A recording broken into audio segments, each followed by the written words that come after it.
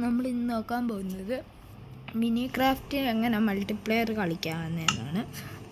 നമ്മളതാണ് play കൊടുക്കുക, എന്നിട്ട് ന്യൂയിൽ പോവുക, എന്നിട്ട് ഇവിടെ ഡിലീറ്റ് ചെയ്തിട്ട് മൾട്ടിപ്ലെയർ നോക്കുക. ആദ്യത്തെ ക്യാപിറ്റലായിരിക്കണം.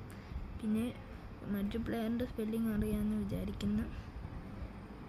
അറിയാത്തവർ നോക്കി അടിച്ചോ.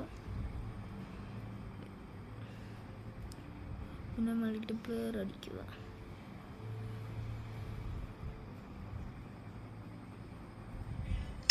മൾട്ടിപ്ലെയറിന് അടിക്കുക. എന്നിട്ട് സർവൈവലോ ക്രിയേറ്റീവോ കൊടുക്കുക. ഒന്നും കൂടെ കാണിക്കുക. ഇത് സർവൈവൽ, ഇത് ക്രിയേറ്റീവ്.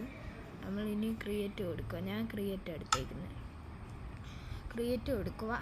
ഇത് നിങ്ങളുടെ വേറെ എന്തെങ്കിലും പോയാൽ ടാബിലോ ഫോണിലോ നോക്കിയാൽ പ്ലേ കൊടുക്കുക. അപ്പോൾ ഇത് ഇവിടെ വരും.